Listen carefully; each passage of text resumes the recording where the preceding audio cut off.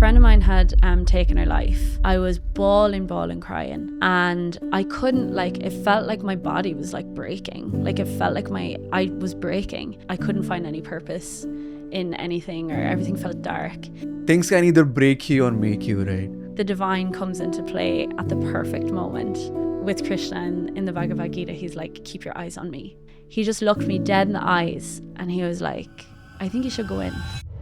It's all hollow, it's all empty, no relationships, nothing. It's messed up. Shamanism is about having a relationship with other dimensions or layers of reality that aren't just this.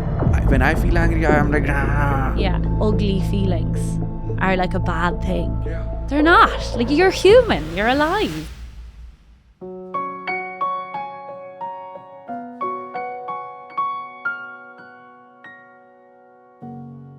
Welcome to the show, Danny. Thanks a lot for taking out time, and I really appreciate it. I was really looking forward to this. Me too. Yeah, I'm excited. I'm nervous, but I'm here for it. That's good. Yeah. It's fine. It's going to be fine. It's going to be calm. We'll calm down. So let's start with your day. How was your day?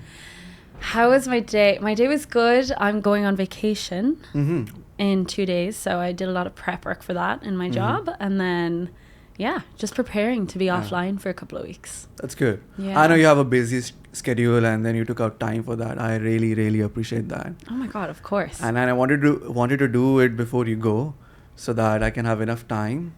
And then when you're back, when you're online, you would see, oh, it's there. I know.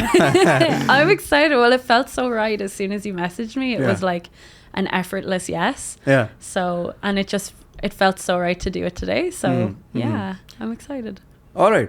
I'm really excited, and I was excited to hear your journey about spirituality, about going to ashram and all. That was really exciting, because if it's somebody who's from India, it could be, okay, yeah, that's cool. Yeah. But from somebody who's from Ireland, Yeah. and they had this journey, that's quite fascinating. I was telling my friends in India, and they're like, oh, that's nice. That's going to be a cool story, Yeah. or cool podcast, or cool. It's going to be interesting. Yeah, I think so. So what happened? Let's start it. For sure.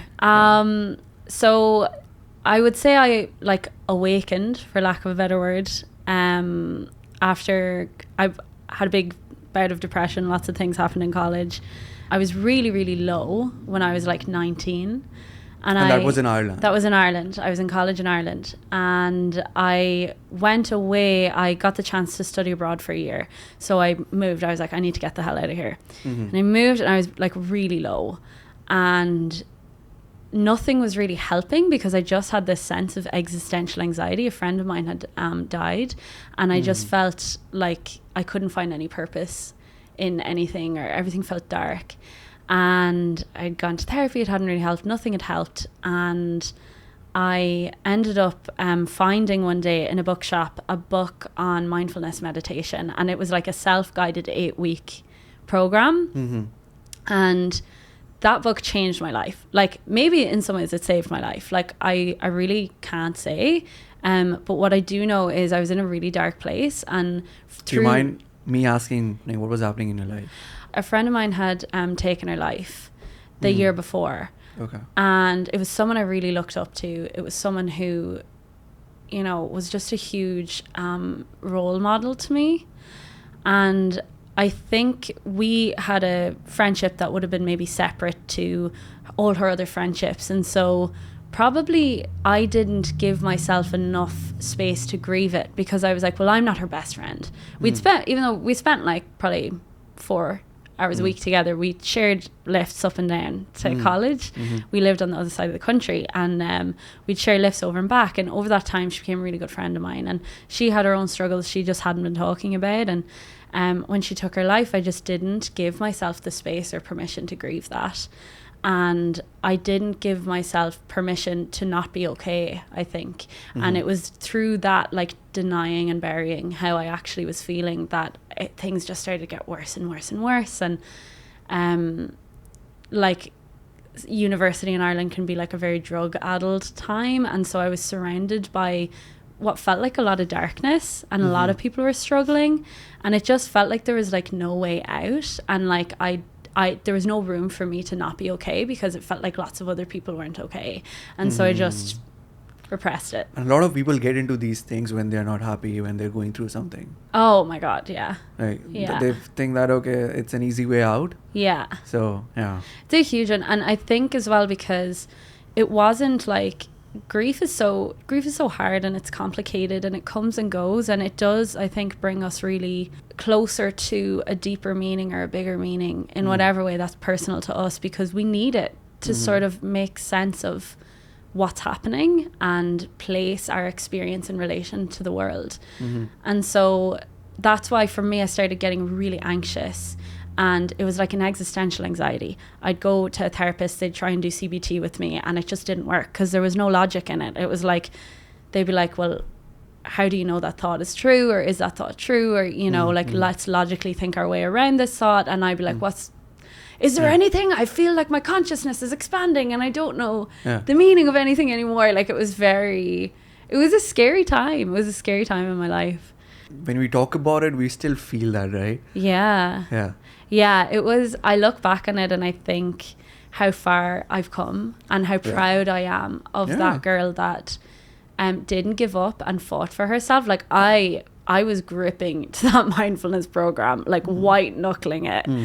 To sort of just claw myself out of this pit, because I did, and I'm so proud and so thankful for not giving up, and and for the people in my life that really were there and showed up for me and helped me, you know, and for like now I have a relationship with things where I can see that, you know, it's temporary, and it's just, I think the divine comes into play at the perfect moment. And it is teaching you something. A few things really came into play at the perfect moment that really helped me be carried out of that place that I was in. So I'm so, like, I think that alone helped me start to really believe in like magic and in something bigger than myself. What they say is that all of us have a spiritual journey, right? So maybe you have worked, maybe in your... See, I'm not an expert, right? We are not experts. God, no. So I'm also learning about these things and all. And what they say is that we all have our spiritual journey. So I guess you were at a point where you have succeeded in your spiritual journey enough to get through it. Yeah, absolutely. People who are not able to get through it are some people who are not yet that advanced in their journeys. And I think, like, with the Bhagavad Gita and just with like the level of trust that you can put into something bigger than yourself, and I think the spiritual journey ultimately is about that. It's about, like, you know, with Krishna in the Bhagavad Gita, he's like, keep your eyes on me, don't look away, like stay focused. And that's that trust that helps carry us through what feels like really rocky times, what feels like you're like in a tunnel and you can't see, you have a feeling there's a light at the end of it, but you really don't know. And like, we can't control how chaotic life will become or how much things will change that are completely out of our control, but what we can do is curate and cultivate a very deep, intimate, meaningful relationship with what it is that's carrying us through. And for me, that's what the spiritual journey is about. Nice. Good to know that. That's really interesting. Things can either break you or make you, right? So it did bring you out of it and then make you something. And you have traveled a lot in terms of your journey. I do see the time we met at Home Depot. I did feel that aura from you.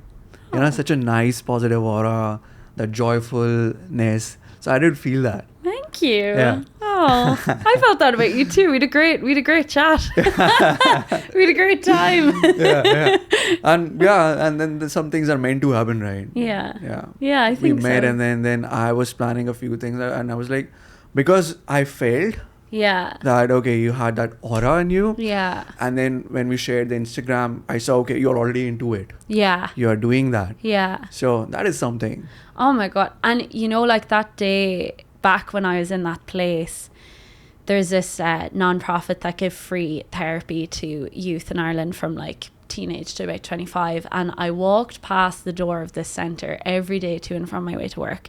Thought about going in, never went in. I just couldn't admit to myself that I wasn't okay. Yeah. And I remember one day I really was kind of getting a fright with how low I was, and I hadn't been speaking to anyone. I didn't know where to begin or how to start or how to ask for help. And something was really guiding me to go to this place. Right. And I stood outside it after work one day for, I'd say, about 20 minutes. I just paced back and forth. I pretended to be looking in a store window next door to it. I just would not go in. And all of a sudden, I was about to turn on my heel and walk away. And all of a sudden, I'm from a tiny village in Ireland. A guy from the village that I grew up with walked out. The last person I expected to just openly be like, yeah, I go to therapy. Yeah. And he walked out. And he was like, oh my God, well, Danny, how's it going? I was like, oh my God, I was like, oh, do you like work here? Do you volunteer here? And he was like, no, I just came out of therapy. And I was in shock because I just hadn't really ever met anyone with that relationship with therapy, which is probably insane to think now. But 10 years ago in Ireland, people weren't as open about therapy. Yeah. And he was like, are you going to go in? And I was like, oh, no, I'm just looking at the shop here. And he just looked me dead in the eyes and he was like, I think you should go in. I think you won't regret it. Yeah. And I went in. And if that guy hadn't come out, I wouldn't have gone in. Yeah. You know? Yeah. So it's there, like it's right there for us. Yeah. Brings you something takes you there. Something takes you there. Yeah. Yeah. Now, when you realized, okay, you're getting into it, what was next? How did you come to Canada and how did you plan on starting all of that? Mindfulness and all of these things. Yeah. So I went through, I started practicing mindfulness in university and it just like changed my life. I did my undergrad research on it. I was like obsessed because I really saw the power of it to change like people's lives and change the kind of world that we live in. So I got really into that. I got really into spirituality. I started practicing Irish shamanism back home, got really into that. And then... Can you talk about shamanism a little? Yeah. So I can only really speak on Irish shamanism. And shamanism is about seeing like unity. It's about having a relationship with other dimensions or layers of reality that aren't just this physical reality. It's about being tuned into something deeper. And there's a lot of stuff you could say about shamans. Like, I'm not a shaman. I was introduced to Irish shamanism. I started practicing it. And for me, it's very much based on my relationship with the land and understanding the wisdom and the intelligence of the land that I'm a part of and seeing myself as a part of that, part of that ecosystem. And that there's things beyond this realm that I can see. So I got really, like, it was pretty out there stuff I was getting into. And what kept happening was I kept having dreams, or in my journeys, I kept seeing myself in somewhere here, the Pacific Northwest. That's all I knew. I just kept seeing like cedar trees and eagles and big mountains. Nice. And yeah, at first I thought it was Alaska. I was like, oh, I meant to go to Alaska. And I'd go to psychics and they'd be like, you need to go to Canada. It'd be the first thing they'd say to me. So in the end, I was just like, okay, like I keep seeing this over and over again. For a year after my undergrad, I stayed in Ireland and I worked, and I couldn't deny the like pull that this land had on me. And yeah, I was supposed to go for just a 3-month backpacking trip, and then a week before my flight I decided like what am I doing? I don't want to come back. So I just decided to move. And so what made you stay here? Like what was it? I just knew I was meant to be here. And it doesn't mean I don't love other places. Like I can see myself traveling to lots of other places too, but I had an appointment here with something, and I thought I was going to go up into the wilderness. I came here, I was backpacking. I didn't know what an ashram was. I had no interest in yoga. The only thing I knew about yoga was a very like commercialized type of yoga, like Lululemon type yoga. Sorry, Lululemon. But a very like consumerist model of what yoga is. And I knew it was from India, but I just didn't vibe with anything to do with yoga because it didn't feel authentic and real to me. Yeah, because Western, when something comes to West, they Westernize and capitalize it. Yeah. So that's why. Oh, 100%. And I just have always been a little bit anti-capitalist at least. So of course that's a good thing. Yeah, I didn't vibe with it. So my friend, I was backpacking, realized how hard it was to get to Alaska and the Yukon. I was like, right, it might not be realistic to hitchhike my way up here. Yeah. And my friend from Vancouver, who I'd met when I lived abroad, reached out to me and he was like, do you want to come to this ashram? They practice karma yoga there, and you can stay if you exchange your time and your energy towards the community and towards the land. You can stay for free. And I was quickly running out of money. So you said karma yoga. Karma yoga. Yeah. To be a karma yogi. Yeah. To be a yogi. So okay. Yogini, one in training. Yeah. So yeah. Interesting. Yeah. So I have a few questions about mindfulness, but I would keep it for later. So how was your experience? What did you go through? What changed you there? I went to the ashram, had no idea what it was going to be. And honestly, within like 24 hours, I knew that my soul felt at home there. This is an ashram in Canada. We should probably specify that. I did not go to India. I've never been to India. This is an ashram in BC, Canada, in the Kootenays. What was the name of it? Yashodhara. Okay. Yeah. It's named after the Buddha's wife. And Yashodhara. Yeah. And when the founder of the ashram arrived, she kept having dreams about where she'd been told her guru was Swami Shivananda of Rishikesh, and he told her to come back. This woman was originally German. Her name is Swami Radha, and she was one of his disciples and a Swami, and she lived in India with him and became a Swami with him. And then he was like, you need to go to the West and bring these teachings to the West and basically translate them so that Westerners can get it. Like we said, very capitalist, money focused mentality around here. It was like, help these people understand what this is about. And so for a few years, she actually was based out of Vancouver, and she did work in Vancouver, and then she knew she had to find a place to build this ashram.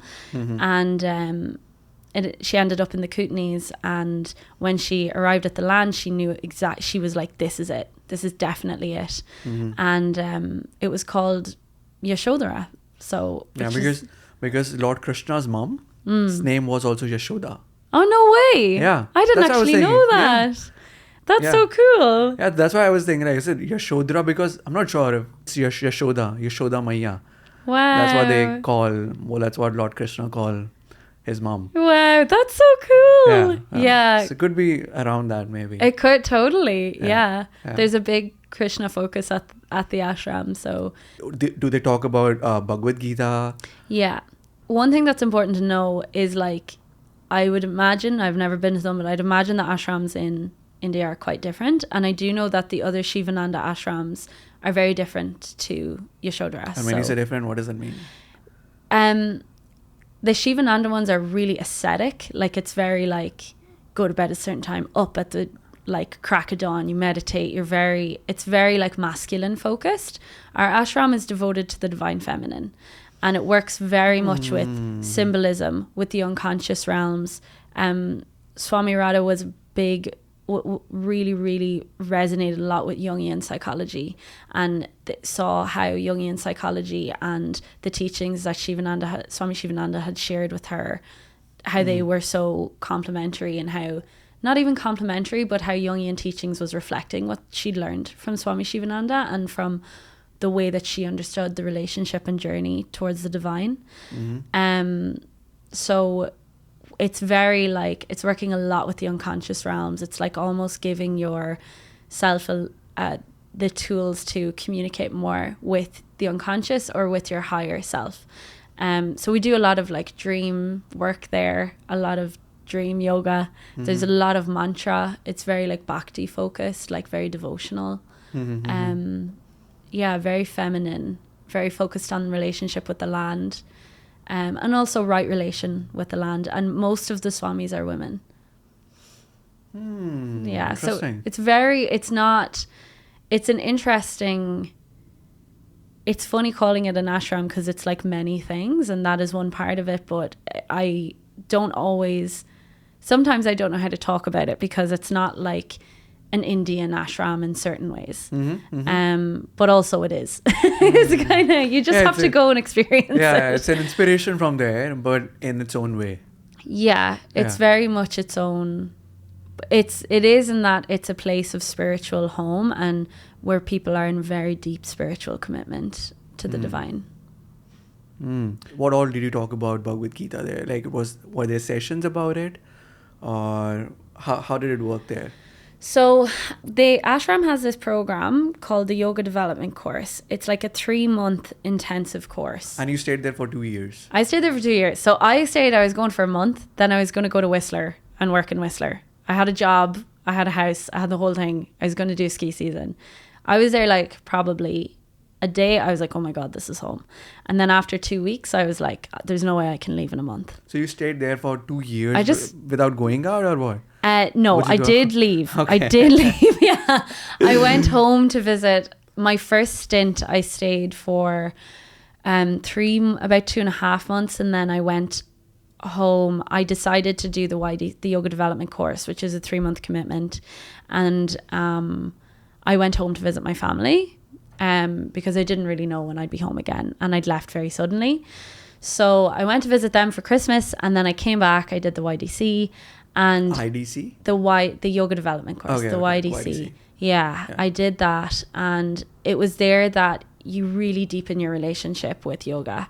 And we, at one point in the course, we study the Gita for like almost a week, like, which in yoga development time is like a really long time because everything moves so quickly. It's like non-stop teaching, immersing yourself, growing, expanding for like 90 days straight. Like, so there's no day you're not. Yeah. What do you mean when you say yoga development? What do you do in that?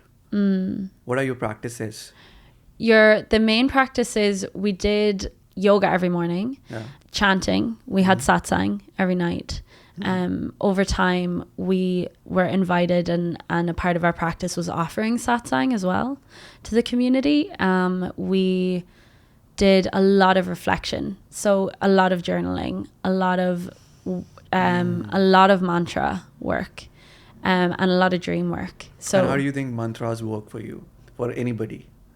How do I think they work? Yeah, like, I'm not an expert on. That's fine. You know, I spent a decent amount of time. Probably in ashram terms, 2 years isn't even that much, really. But I spent time at one. It's your perspective, how you felt and how it changed you personally. Yeah. Not on a broader level. Yeah. To me, mantra is the words in Sanskrit are so like vibrationally pure that when you like speak them, and especially when you sing them, that they're resonating in your entire body. You're literally shifting your vibration to the frequency of that word in Sanskrit. So to me, that is what that practice is. And the more, like, if you're chanting to Shiva, it helps destroy obstacles. It helps, end blockages. If you're chanting to Krishna, if you're chanting Hari Om, that's so powerful for healing, for opening the heart. So they would be even just Om, like the frequency of that, of unity, of wholeness, of truth. It can shift our vibration so quickly. That's beautiful. Yeah. The way you're explaining it. Because it is so sad to see that we are forgetting our own culture because of the West. Like, the West came and we are also westernizing. Yeah. Getting influenced a lot. Yeah. And we don't know these things. As in, I was aware of these things. Yeah. The vibration and frequency. So that's so sad. Like, the way you explain it is quite accurate. What I feel, what I know. Yeah. It's really nice. I'm really glad, and it also makes me sad that there's that disconnection, or I'm really glad you have that relationship with it, and that would break my heart to think that, like, me, some random Irish woman, would be coming along explaining mantra to someone from India, so that's something that touches me really deeply when people are stripped of that culture, or like Yeah. told that they'll be good enough if they are act like something else, or prescribed to different norms, which Yeah. are pretty messed up and Yeah. come from an ill place anyway. So Right. And in fact, it's not their fault as well. Right? No. It's not the people's fault. Like, no, not at all. 200 years, 300 years back, people came to our country, Exactly. exploited it, changed the mindsets. Yeah. So Yeah. can't help it. Oh my God. And it's just like a case of trying to keep up with. Yeah. That's And- like a whole yeah. other conversation we could Right, get right. into. Right. And it is so sad that if you are not good at English, you're looked down upon. Yeah. It's a bad thing. They're like, oh, you don't know English. Yeah. Yeah. That's such a sad thing. I don't know if are the CIA going to come after me? I feel like a lot of Western countries are just like really like messed up and have a really good marketing team. You know, like Yeah. that's what it is. And Yeah. a lot of the ideologies and mentalities behind them are so toxic, and It is. comes from dominating or profiting off culture that doesn't belong to them. And I'm aware of that as someone who's talking about living at an ashram. I'm aware of that, but yeah, that's a cool line of Interesting, conversation. Yeah. So let's talk about Danni before ashram Okay. and Danni 2 years after ashram. What was the difference? What was the change? How would you describe that? How would On I a scale describe? of 1 to 10. Oh my how God. So different. Uh-huh. Like the same person, but Yeah. so much more sure about who I am, and so much, like I was saying, like specifically at the place that I was at, what I got the opportunity to do was develop such a deep relationship with myself and with a higher power. Okay. 2 things. Yeah. Higher power and relationship with yourself. How would we define that? What is relationship with yourself? Yeah. When do we have a good relationship with ourselves? So how would you define both these things? I love that. Yeah. Or the tea or the question? The question. You're like, I love that. I like the tea as well. The tea is great. Oh my God, that's so funny. I think you know the quality of relationship you have with yourself based on how easily you can be alone with yourself. And not just when you're happy or when you're distracted, but like alone with yourself when you're experiencing something difficult. Do you immediately run and look for, like, go on your phone or look for someone else to help you emotionally regulate? And there's nothing wrong with co-regulation, but the stronger relationship we have with ourselves, it means sitting in presence with ourselves, and allowing for what is arising within us without resistance or need for control. So to me, so much of that relationship with self comes from self-compassion. Like, whatever I'm experiencing in this moment, I meet it in this moment. And it's okay. It's allowed to exist in this moment.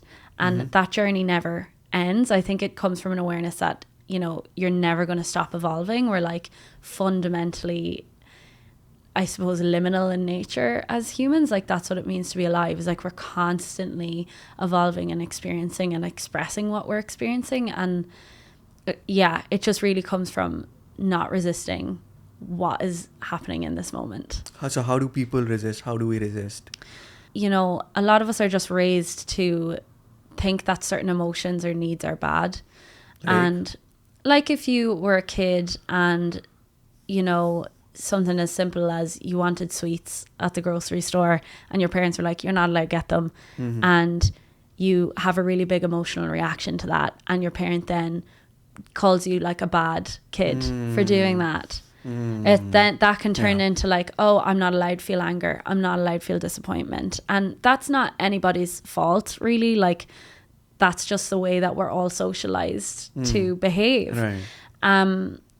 And it can make really baseline normal emotions and experiences, we can start to repress them, and we can start to create judgments or identities of ourselves around them. And so a lot of that journey back to self comes from, in my opinion, comes from being able to sit with ourselves in the emotions that we don't like. And like, for example, if I'm really angry and then it's like, oh, I'm feeling a lot of resistance to being angry. I hate when I'm angry. Okay. It's okay that I hate when I'm angry. you know, and then, that might soften things a little bit. And then underneath it's like, okay, well, maybe it's okay that I'm angry. And then that might soften things. And you're not doing it to try and get rid of how you feel. You're doing it to create more space to allow how you feel to exist, because it's who you are, because it's what is in that moment. And that's what self-love is. Yeah. So what happens when you're feeling like, if there's a situation and you feel angry, so how would you manage that? Recognizing that you're angry is really important. A lot of us aren't even familiar with what anger feels like in our bodies. The release of cortisol and all in our bodies. Yeah. Sometimes the act of labeling it can be so powerful. So taking a moment to do that, like, okay, I'm angry. Then, okay, it's all right that I'm angry. Maybe identifying what the anger is about. Like, anger can be a difficult one because, you know, we're taught to repress anger a lot of the time, but anger is like an indication that boundaries have been crossed. It's like a really important warning light coming on, saying like, something has happened that I'm not comfortable. My boundary has in some way been crossed. And so if you're experiencing anger, it's like, okay, I'm angry. That means something doesn't feel right to me. That's my like internal system letting me know something's been crossed, something's off. And so being able to identify what that is and not rushing to act on the anger is a big one. That's a big issue. It's a really big one. Yeah. Yeah. Because when you get angry, you lose control, you lose yourself, and you say things that you don't mean, and you do things that you don't want to do. Yeah. It's true. Yeah. I think especially in relation to other people. Yeah. You just want to hurt the other person. Yeah. And that's like triggers. I mean, I'm no stranger to being triggered, and starting to look at triggers as like a physiological response more so than the content of what it is that triggered you can be a very powerful way to overcome that, or to maybe loosen up the level of control that triggers and anger have. Because instead of being like, this person said this and this and this about me and I need to defend myself, you're able to step out a little bit and go, oh, I'm having a response in my body that I'm triggered. And when I'm triggered, I can't see everything. When you're triggered, like literally your prefrontal cortex, your ability to access that stops working as well. And our limbic system becomes overactive. And we stop having the ability to understand the like higher level complex things, like, this person maybe didn't mean it, they're having a bad day too, have I eaten today, you know? And suddenly it becomes fight or flight. And so being able to be like, this is a physiological response to something, I'm going to take a step back and meet the needs you need to meet in order to regulate yourself a little bit more, so you can enter into the space again with the prefrontal cortex online will really help. I throw a lot of stuff out there. Because the thing is, I think it's a practice that you develop with time. It cannot be like if you teach somebody that or tell somebody, you would know and you would start following. So the only practice you have to do is being mindful and stepping back. With regard to anger? Yeah. Because when I feel angry, I am like, that's what I feel in my body. I feel like doing something. I get really aggressive. 100%. I think practicing mindfulness helps, because what mindfulness doesn't make your experiences or feelings go away. It just lets you manage it. It lets you even recognize what's happening. It just gives you access to the observer that sees the experience occurring. So instead of you becoming yourself or becoming that feeling, you become a viewer of yourself. Exactly. And so it just creates a little bit of space between us and the experience that we're having in that moment. And that's not to detach or not experience it. What mindfulness does is it actually invites you to experience the sensations of what is going on without labeling or creating stories or identity around it. Specifically with anger, being able to recognize when you're angry, knowing what that feels like in your body, like you're saying, I get really, I feel tension and I want to like express a lot of energy. That's that's what anger is, right? And it's just like a huge response, fight or flight is coming up in the body. And that energy needs to be released. So if it's being triggered by a person or a situation, taking a minute to like remove yourself. If it feels like you can't express in a way that's like, you know what I mean? That feels like you. If you're like, this doesn't feel like me anymore, you're in the trigger. And the best thing to do when you're in the trigger is walk away. Yeah. Even though the trigger doesn't want that. I'll tell you something. So what happens to me is that when I get angry, my ego takes over. Yeah, exactly. How can he say that to me? Yeah.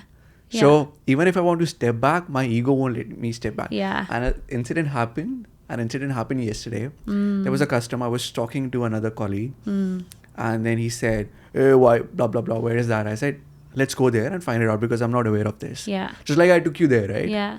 To the pains and then blah, blah, blah. Yeah. So he got, maybe he walked a couple of times and he was not able to find the right answer. Yeah. And he got frustrated. Hey, you're not doing your job, blah, blah, blah, blah. I said, you're not here to tell me my job. And then we had the conversation. And then when I get aggressive at that time, I don't know if I should be saying that, but I feel like giving him a jab. Yeah. Yeah. And then also when I get in my personal life too. Yeah.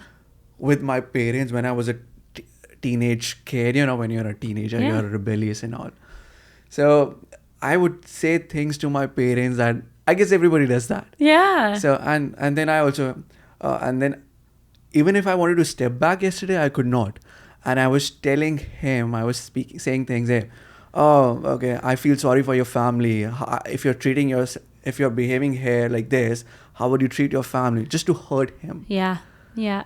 So I've been there. Like I totally know. And it's hard. You're in the grip of it. Yeah. You're in the grip. Yeah. I know exactly what you mean. Mm-hmm. I've done that so many times. Mm-hmm. This, like, don't get me wrong, I'm not a saint. Yeah, I speak out of anger.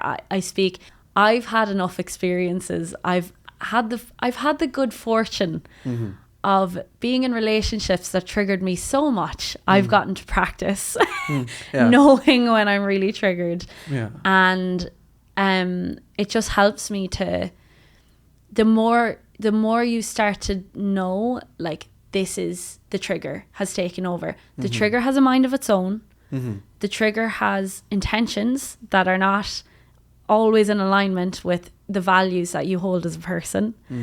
Eckhart Tolle calls it the pain body.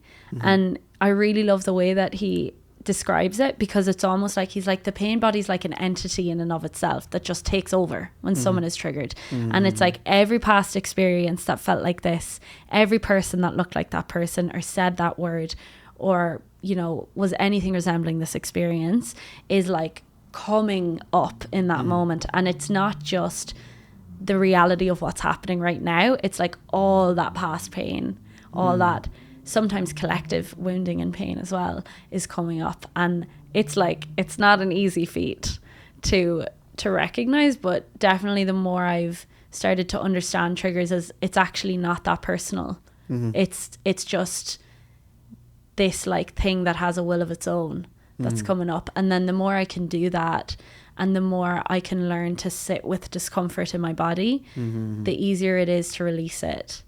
Because in that moment, it might not have been that man that all that anger was targeted at. It might have been, you know, a bunch of other people in the past that maybe made you feel that way. And this man that really is, he was being super rude, don't get me wrong. It sounds like he was kind of an asshole. Like he totally was. I wanted to say that. Yeah. But he wouldn't have had as much power to dysregulate you if it wasn't for maybe all these other things that felt very similar. Right. And it's like a wound that maybe never got closed and got bumped up against again suddenly. And it's like, then it's like, oh, that really hurts, because maybe it didn't fully heal the last time it was hurt. It's going to be difficult to figure that out. Yeah. Because I was asking people, like my colleagues, and then I shared the story, and I was like, how would you react to it? They were like, I would just go away. Yeah. I was like, how can you go away when somebody's insulting you or somebody's saying something? Yeah. That's what I was feeling then. Yeah. But then what you're saying does make sense. Yeah. There's a difference between someone just outright being rude and crossing all your boundaries. Like that's an important thing to get mad about. And so anger is healthy. Like if you feel angry because somebody has been a total dick to you, like that's, I think, very normal, and like it's healthy to have that anger. If you don't feel anger about that stuff, it's like you're a saint or a monk. Yeah, or, you know, it's like there's something going on. Yeah. It's, and I think the problem is that we make it not okay to be angry about stuff. Like we say that you're like ugly feelings are like a bad thing. Yeah. They're not. Like you're human. You're alive. You're Or when we were kids, we are told if you get angry, you're not a good guy. yeah, Good girl. yeah, exactly. Yeah. And it's like when you see I don't know if you've ever been looking at a pond and you see ducks and they get really territorial with each other sometimes, and you'll see like a duck going past another duck and it gets a bit too close to him and he'll just like wah, wah, like go mad and start flapping the wings and they'll have a little fight, and then he'll sail off and he'll just like shake it off. And it's like the duck isn't going around saying, oh, I'm a bad person because I got mad at that guy. And he's also not going around saying, that guy's so mean and he sounds just like what my mom said when I was a kid and blah blah blah. He's not creating a story about it. It was a normal human reaction in the animal of our bodies that said, this is a boundary that's being crossed. I don't like it right now. Back off. And then he shook it off because the energy needs to be expelled. Right. Like he did, like if I were you, I would have gone for a walk. I would have been like, I need 5 minutes. And I would have disengaged from that man. I'd be like, sorry, I'm not speaking to you if you speak to me this way. Yeah. And then after that, I did feel that I should go in the staff room and cool myself down. Yeah. Because had I met somebody else who would have acted like that, I would have been triggered again. Yeah. And acted again like that. Exactly. Yeah. Yeah. So I would have, Sounds like you do know how to handle your anger. Yeah.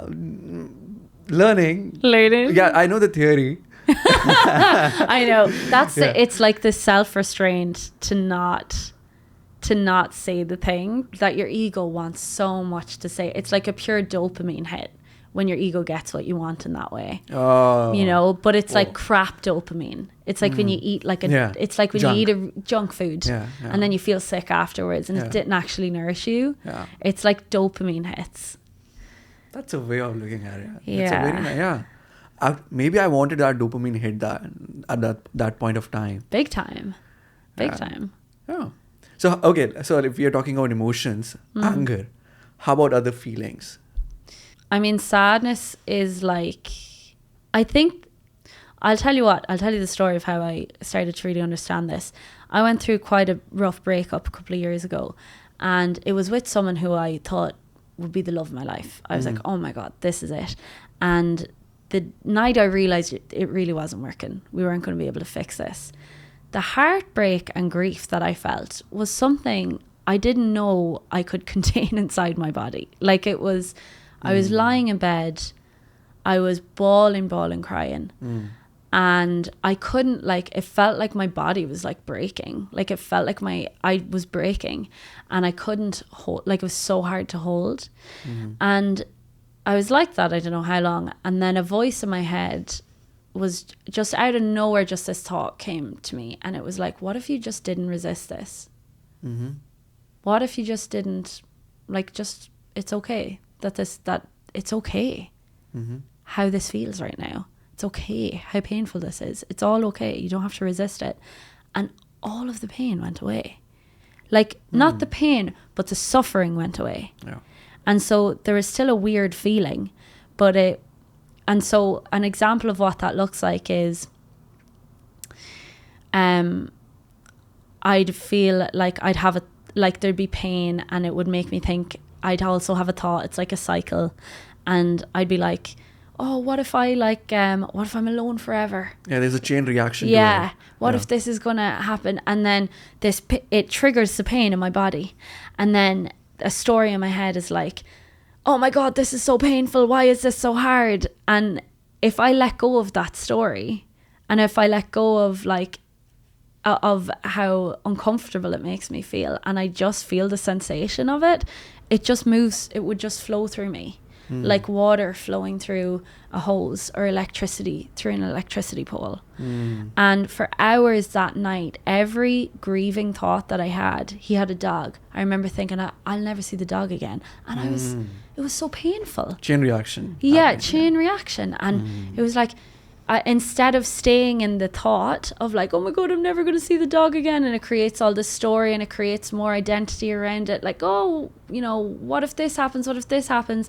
It was like I'd have the thought and it would trigger the sensation in my body, and then I'd go into my body and I'd be like, whoa, like that's a really tight knot in my stomach, whoa, like that's like a rock in my heart. And then I would say, it's okay that this is happening, it's okay that I feel this way. And I wasn't trying to get rid of it. I was just trying to let it be okay. I was literally just practicing not resisting it. And what does happen is eventually, usually it does move. But it wasn't like suffering anymore. It was just an experience. It was a sensation, you know? And so that's how I look at emotion now. Like, emotion is a sensation that occurs in the body, and thoughts that we have, they're what perpetuate suffering. And that's like a huge part of Buddhist and yogic philosophy. You know, you're not your emotion. You're not your emotions, and that thoughts have so much power to create a reality of suffering for us.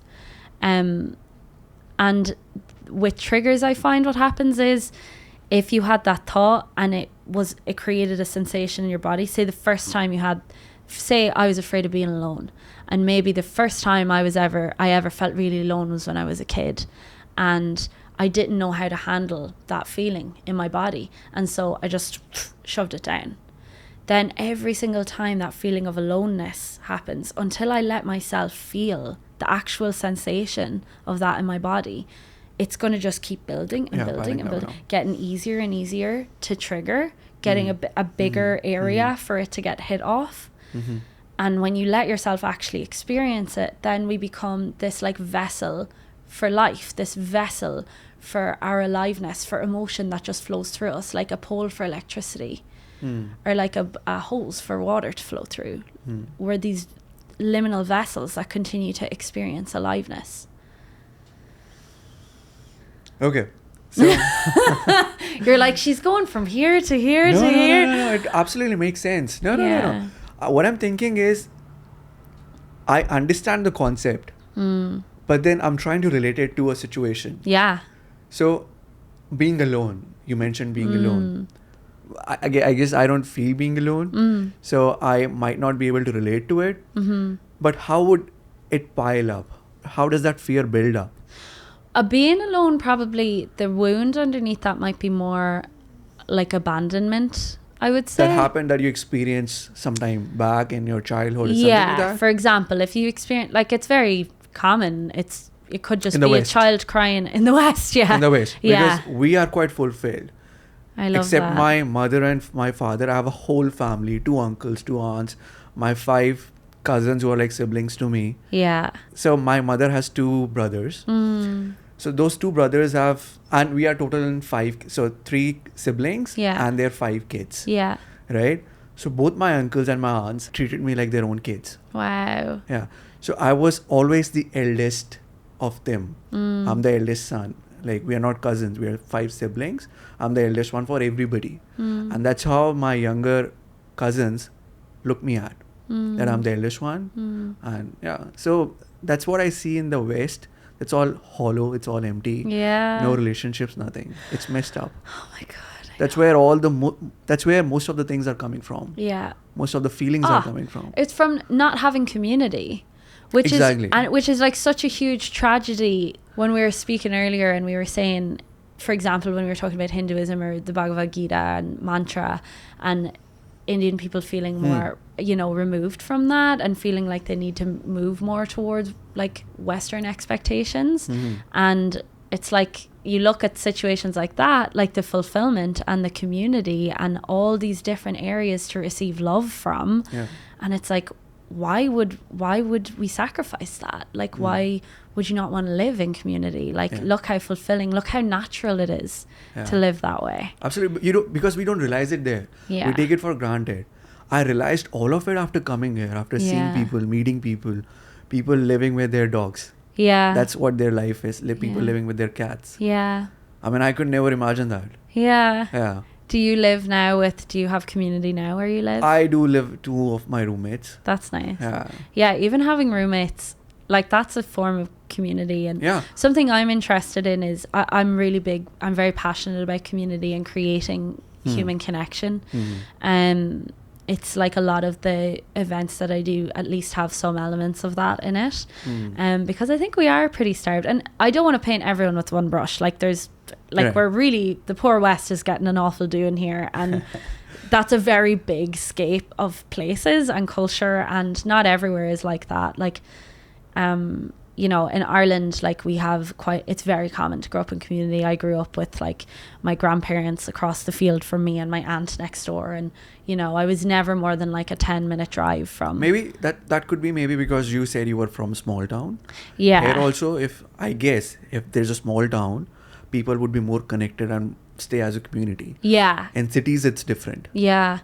And I found that because I only moved to Vancouver in January. Until before then, like the Ashram is a community. And I lived in really small towns that are very community driven. And since moving here, that's been a big thing I've noticed, is there's such a hunger for community here.